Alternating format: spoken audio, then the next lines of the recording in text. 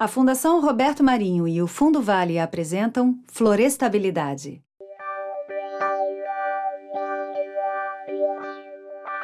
Uma das maiores dificuldades do nordestino foi a transferência de sair do Nordeste para chegar aqui. A segunda batalha foi encarar a floresta com os índios que sofriam ataque indígena. Por exemplo, meu avô foi preso por 3 dias numa aldeia indígena. E só saiu porque sabia tocar sanfona e conseguiu andar com um cara que falava a etnia dos índios e que conseguiu a dizer que tinha uma família e estavam perdidos na floresta e eles devolveram para suas famílias. Meu avô sofreu isso logo quando chegou do Nordeste. Então, isso era uma dificuldade que eles encaravam.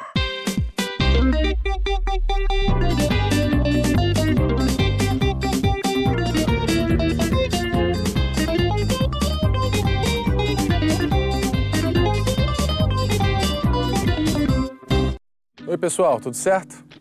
Eu sou fascinado por essas histórias de seringueiros. Assuntos como o ciclo da borracha e a transformação de antigos seringais em reservas extrativistas fazem parte da história do manejo florestal na Amazônia. Esse é o assunto do nosso programa de hoje.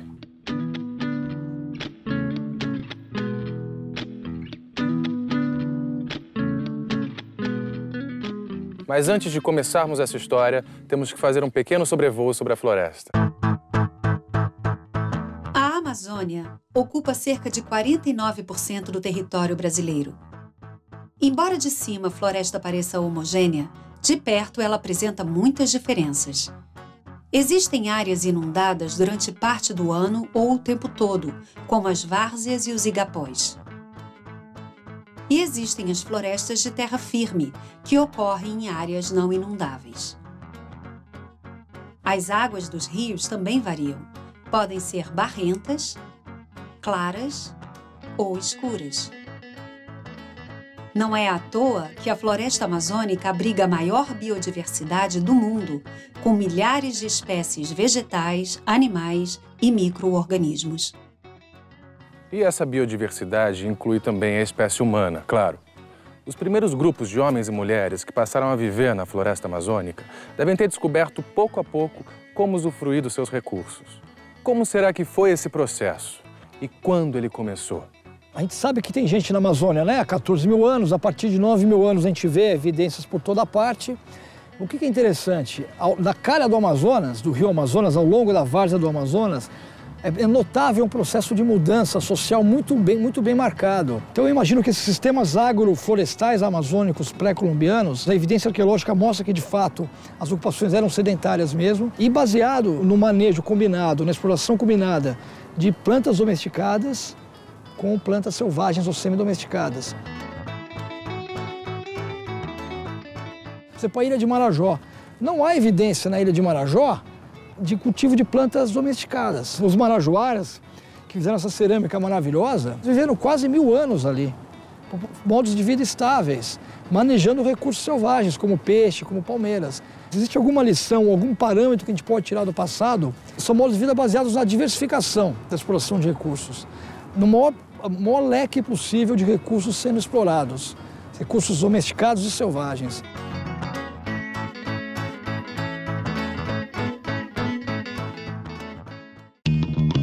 Mas esse quadro foi alterado radicalmente com a chegada dos navegadores portugueses em 1500.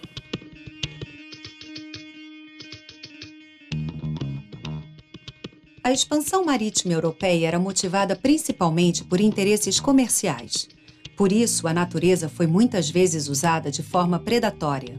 Um exemplo é o pau-brasil, que quase se extinguiu na Mata Atlântica.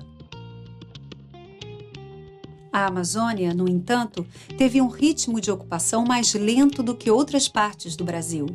A grande corrida da borracha impulsionou a ocupação da região a partir de 1870. O ciclo da borracha atraiu milhares de imigrantes nordestinos para a Amazônia em busca de melhores condições de vida. Vinham em navios, os navios, a maioria deles eram naufragados na caminhada. Meu avô, que trouxe o meu pai, mais quatro irmãos, 2 irmãs e mais 2 irmãos com meu pai.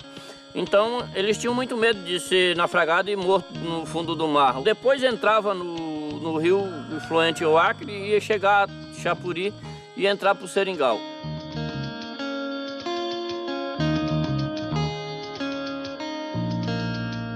O grande boom da borracha coincidiu com períodos de secas muito extremas no Nordeste.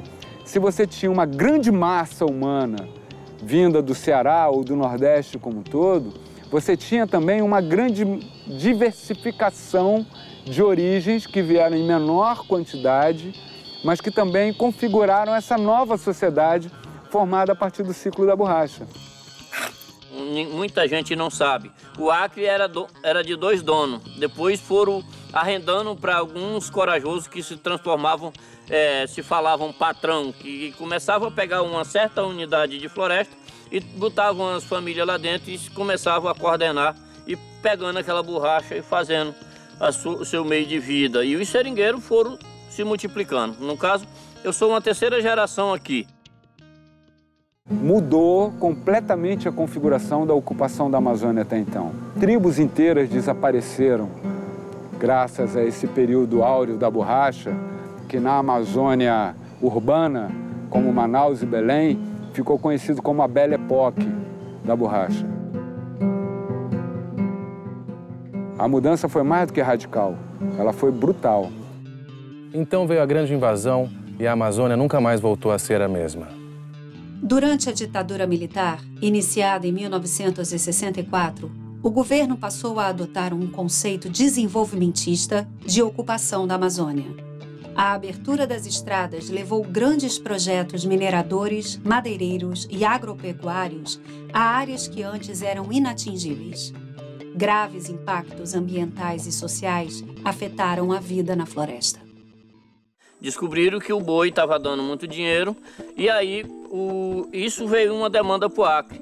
Mas aqui no Acre, quando se instalou, abrindo essa questão da pecuária, investindo diretamente no boi, tirando a floresta e investindo isso, deu de cara logo expulsando os seringueiros. O Acre sofreu esse impacto, os seringueiros sendo expulsos para a cidade começaram a crescer. Como a população extrativista perdia espaço para os madeireiros e criadores de gado, os povos da floresta começaram a reagir e a se organizar. Um desses movimentos aconteceu em Chapuri, no Acre, sob a liderança de Chico Mendes, de quem provavelmente você já ouviu falar.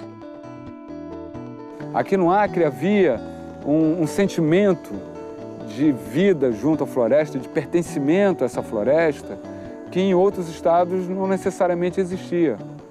Então, se decidiu combater isso, resistir a isso, pelos métodos que eram possíveis. Daí ter surgido no Acre aquilo que ficou conhecido como um empate.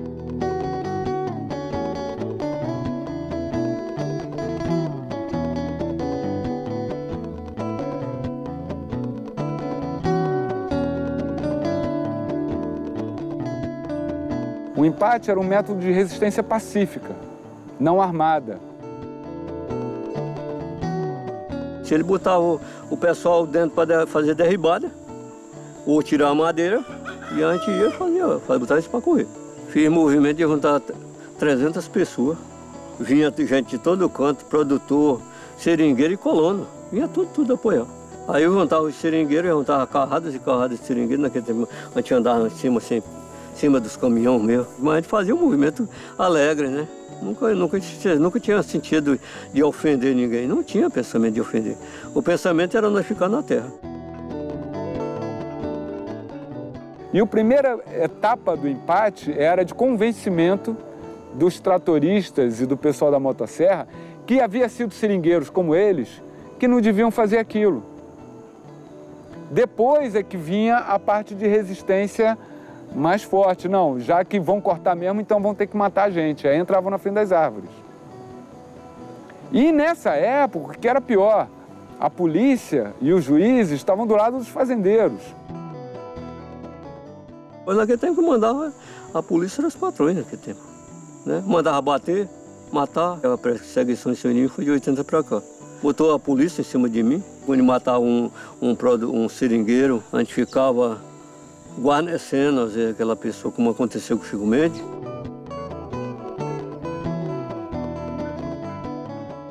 Muitas lideranças antes perderam sua vida em defender a sociedade. Ele também pensava a mesma coisa. Uma das coisas que o Chico falou, que se ele fosse morrer e que isso fosse servir para o poder público olhar para a sociedade pobre, isso era significativo. Mas se não fosse, a morte dele seria em vão. Não só a família Mendes chorou, sentiu, mas a morte de Chico Mendes abalou o mundo inteiro.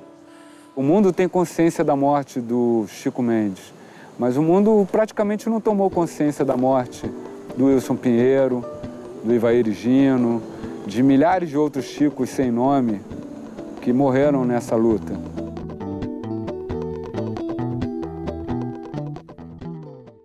Chico Mendes teve uma famosa reunião com algumas lideranças indígenas, onde ele dialogou francamente com os índios. Olha, lá atrás nós éramos inimigos, nós nos matávamos aqui na floresta, mas agora nós temos um inimigo mais forte do que nós, se a gente não se juntar, eles vão matar a gente.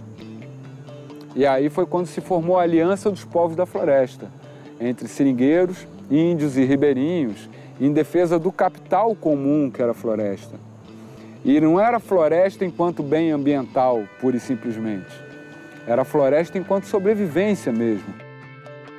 Aqui no Acre, como em outras regiões da Amazônia, a luta deu resultado. Hoje o Acre tem 88% da sua floresta protegida, inteira, intacta, e só 12% da sua área desmatada, mostrando que toda essa luta e esse sacrifício valeram a pena. Aqui, para mim, estou no paraíso, posso dizer hoje. E essa floresta, para mim, é tudo, né? É uma vida, né? Vida, tanto é vida que eu estou dando vida aí. Os castanheiros aí, que ainda está, né? Produzindo aí, que isso aí foi eu que plantei. Não plantei mais porque nessa época ninguém sabia como plantar uma castanheira. Começo desse inverno, estou preparando para a gente plantar de novo. E vou plantar, eu não vou desmatar, vou só plantar.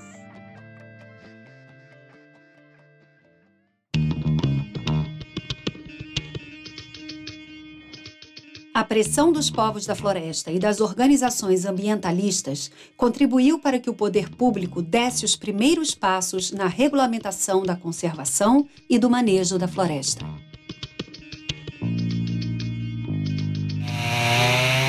O manejo é um termo genérico, né, que a gente aplica para como a gente cuidar da floresta, né?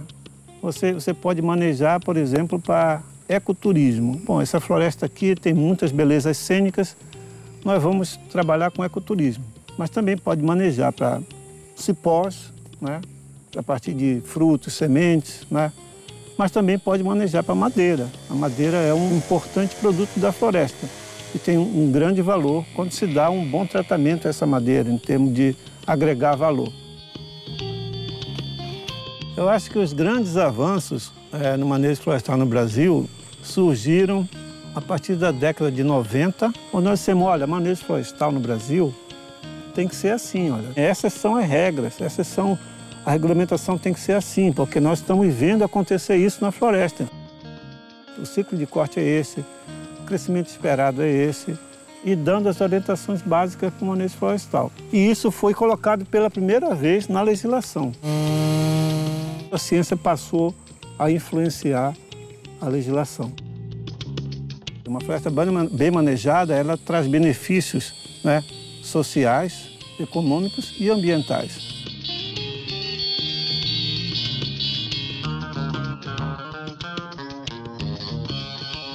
É isso, pessoal. Chegou a hora da gente rever o que aprendeu hoje.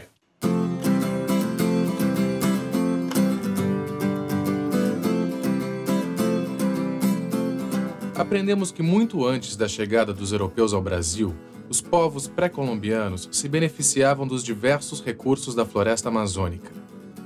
Vimos também que a ocupação da Amazônia começou a se intensificar com os ciclos da borracha, a partir do final do século XIX.